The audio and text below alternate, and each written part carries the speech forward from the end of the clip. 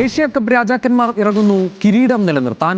2020 ലോകകപ്പിന് മുന്നോടിയായി കുട്ടി ക്രിക്കറ്റിൽ ഏഷ്യൻ ശക്തികൾക്ക് മാറ്റുരയ്ക്കാനുള്ള അവസരം. ഇന്ത്യയുടെ പുതുതലമുറ എത്തുന്നത് സൂര്യകുമാർ യാദവിന്റെ കീഴിൽ.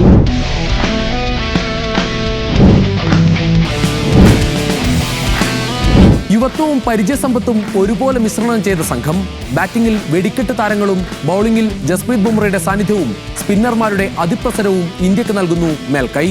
ആറ്റിക്കുറുക്കിയ 15 പേരുടെ സംഘത്തിൽ നിന്ന് 11 പേരെ കണ്ടെത്തുക തന്നെയാകും നായകൻ സൂര്യകുമാറിന്റെയും പരിശീലകൻ ഗൗതം ഗംഭീറിന്റെയും വെല്ലുവിളി.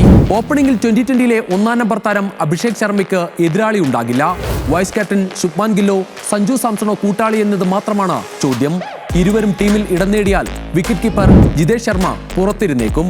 അന്താരാഷ്ട്ര 2020-ൽ തുടരെ സെഞ്ചുറി നേടിയ സഞ്ജു സാംസണിന് ആദ്യ മത്സരത്തിൽ അവസരം കിട്ടുമോ എന്നാണ് ഏവരും കാത്തിരിക്കുന്നത്.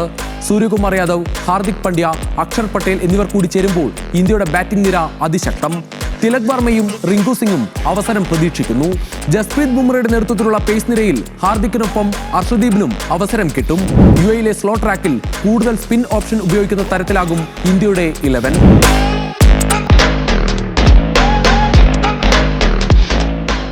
പഹൽഗാം ഭീകരാക്രമണത്തിന് ശേഷം ഇന്ത്യയും പാകിസ്ഥാനും ഏറ്റുമുട്ടുന്ന ടൂർണമെന്റിന് ഇരട്ടി ആവേശം.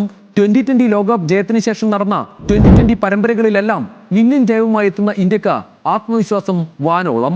സിംബാബ്വേയെ 4-1-നും ശ്രീലങ്കയെയും ബംഗ്ലാദേശിനെയും 3-0-നും ദക്ഷിണാഫ്രിക്കയെ 3-1-നും ഇംഗ്ലണ്ടിനെ 4-1-നും തകർത്താണ് ഇന്ത്യ വരുന്നത്. ഇന്ത്യയെ വീഴ്ത്താമെന്ന ആത്മവിശ്വാസത്തിലാണ് UAEയുടെ വരവ്. ഈ വർഷം ബംഗ്ലാദേശിനെതിരെ പരമ്പര ജയിക്കാനായത് ടീമിനെ എഴുതിത്തള്ളരുതെന്ന മുന്നറിയിപ്പ്. പാകിസ്ഥാനും അഫ്ഗാനിസ്ഥാനും ഉൾപ്പെട്ട ത്രിരാഷ്ട്ര പരമ്പരയിൽ മത്സരങ്ങളെല്ലാം തോറ്റെങ്കിലും UAE കാഴ്ചവെച്ചത് മികച്ച പോരാട്ട വീര്യം. നേർക്കുനേർപ്പോരിൽ ഇരു ടീമും ഏറ്റുമുട്ടിയ ഒരേയൊരു മത്സരത്തിൽ ഇന്ത്യക്ക് ജയം. മത്സരം ദുബായിലെങ്കിലും ഇന്ത്യൻ കാണികൾ വേദി കീഴടക്കുമെന്നതിൽ സംശയമില്ല.